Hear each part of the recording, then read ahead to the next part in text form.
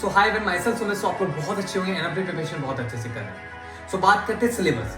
भैया सिलेबस कब तक खत्म होना चाहिए ताकि हम प्रॉपर में रिवाइज कर पाए, पूरे सिलेबस को अच्छे से रिवाइज कर पाए, टेस्ट प्रैक्टिस कर पाए, क्वेश्चन प्रैक्टिस कर पाए और हमारा सिलेक्शन भी हो जाए। और आज इस वीडियो में मैं यही डिस्कस करने वाला हूँ कि आप सभी का कब तक पूरा सिलेबस हो जाना चाहिए ताकि एक प्रॉपर आपको टाइम पीरियड मिले।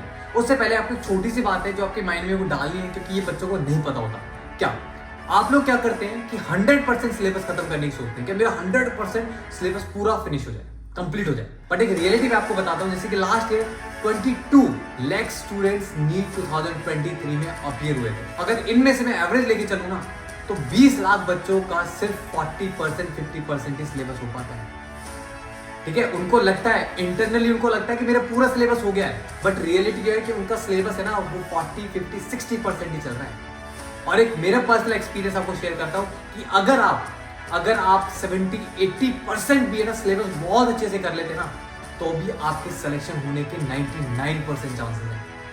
सो हमें क्या फोकस करना है कि हम जो करेंगे ना सिलेबस वो अच्छे से करेंगे, क्वालिटी वाइज करेंगे। हम ये फोकस नहीं करेंगे कि हम पूरा करेंगे। ठीक है, अगर पूरा करते हो तो बहुत अच्छी बात है। सो स्टार्ट करते हैं कि आपको 12th स्टूडेंट्स, जो अभी बच्चा 12th क्लास में आया है, जो फर्स्ट टाइम नीट एग्जाम देगा और जो स्टूडेंट अभी ड्रॉपर है, तो इन सभी को एक कैसा टाइम पीरियड होना चाहिए कि जिसके अंदर इनका पूरा सिलेबस हो जाना चाहिए। सो मैंने पूरे एक प्लानर बनाया, ठीक है, उसमें मैंने पूरा देखा, पूरा एनालाइज करा और मैंने जो अपने लास्ट ईयर बहुत सारे बच्चों को जो मेंटोर किया था और आज प्रॉपर एम्स में है, उन सभी से डिस्कस करके मैंने पूरे एक ओवरव्यू निकाला है कि अगर आपको सिलेबस खत्म करना है तो दिसंबर तक आप सभी का सिलेबस हो जाना चाहिए, चाहे फ्रेशर हो चाहे ड्रॉपर हो। अब आपके मन में एक डाउट आ रहा होगा कि यार भैया कोचिंग से तो हुआ ही नहीं, कोचिंग में तो हमारा सिलेबस अभी चल ही रहा है और अभी तो 50% भी नहीं हुआ, तो मैं कैसे खत्म करूंगा। देख, रियलिटी में बताता हूं, अगर तेरे को सिलेक्शन चाहिए ना तो तेरे को खुद की तरफ से एफर्ट लगाना पड़ेगा, क्योंकि जितना तू खुद की तरफ से एफर्ट लगाएगा ना उतने ही ज्यादा चांसेस होंगे तेरे सिलेक्शन। और ये रियलिटी है मेरे दोस्त, प्लीज खुद की तरफ से एफर्ट लगाना।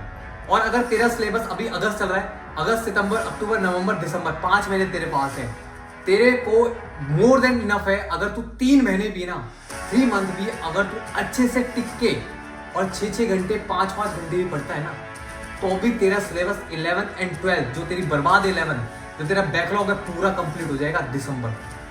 बट प्रॉब्लम ये है कि आप सभी पे कंसिस्टेंसी, एक रेगुलरिटी मेंटेन रखनी पड़ेगी और रियलिटी बहुत अच्छे से हो जाएगा, कोई इश्यू नहीं है। अब प्रॉब्लम आती है कि ये करेंगे कैसे। पहला ऑप्शन आपके पास ये है कि आप खुद अपने बेसिस पे एक टाइम टेबल बनाएं कि इस दिन, इस वीक में, इतने मंथ के अंदर मेरे इतने chapters with lectures, with notes, with question practice मेरे खत्म हो जाने चाहिए।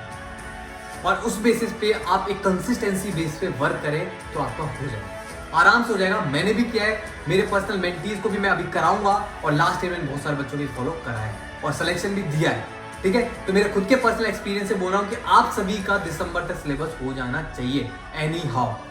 उसके बाद आपके पास टाइम पीरियड पड़ता है जनवरी, फरवरी, मार्च, अप्रैल, 4 महीने। रियलिटी है 4 महीने आपके सिर्फ जो स्पेंड होने चाहिए ना, ये नहीं कि आप अपना चैप्टर बना रहे हो, कोई चैप्टर पढ़ा नहीं है उससे पढ़ रहे हो, नहीं। आप सभी को फोकस करना है, आपके नोट्स को जितने बार हो सकता है रिवाइज करना है, क्वेश्चन प्रैक्टिस जितना कर सकते हो करना है, टेस्ट सीरीज जितनी लगा सकते हो, ऑफलाइन टेस्ट सीरीज जितनी ज्वाइन कर सकते हो करो, एक दिन में 2-3 जितने पेपर दे सकते हो दो, क्योंकि वहीं पे आपकी शार्पनिंग इंक्रीज होगी। मैं आपको रियलिटी बताता हूँ, मेरे ब्रदर हैं जिनकी 2019 में AIR 12 आई थी। ठीक है, आज वो प्रॉपर एम्स दिल्ली में, उनसे जब मेरा इंटरेक्शन हुआ था फर्स्ट टाइम, जब उस टाइम में 9th 8th क्लास में था, तो मेरा उनके साथ इंटरेक्शन हुआ था, तो मैंने उनसे एक बार पूछा कि भैया आपने अपना सिलेबस एग्जाम से पहले कितनी बार रिवाइज किया। तो उन्होंने मेरे से कुछ नहीं बोला, एक बोला कि मैंने अपनी बायो की NCERT 15 बार रिवाइज करी थी 4 महीने। तो यार मैं भी खुद मान के चलता हूँ कि यार इतना तो आप कर सकते हो।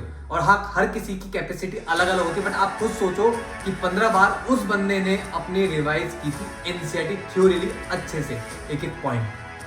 तो आप वहां से एक की पॉइंट ले सकते हो कि हाँ यार रिवीजन का बहुत बड़ा रोल है अपने सिलेक्शन में। हाँ मेरे दोस्त, रिवीजन का आपके सिलेक्शन में बहुत बड़ा रोल प्ले करता है। ठीक है, तो आप सभी को जनवरी, फरवरी, मार्च, अप्रैल, ये 4 महीने आपके revision, test series, question practice पे ही जाना चाहिए। अब आप में से ना सेकंड ऑप्शन आता है कि भैया है ना आप हमारी हेल्प कर दो। ठीक है, आप सभी ये बता रहे हो तो आपने फेस भी किया है, बच्चों को कराया भी है, लास्ट ईयर सिलेक्शन भी दिया है, तो भैया आप एक ऐसा कुछ कर दो कि हमारी हेल्प हो जाए और साथ में हमें ऐसा लगे कि हमारे साथ कोई खड़ा है और हमें सपोर्ट, ताकि हमारा कॉन्फिडेंस टूटे।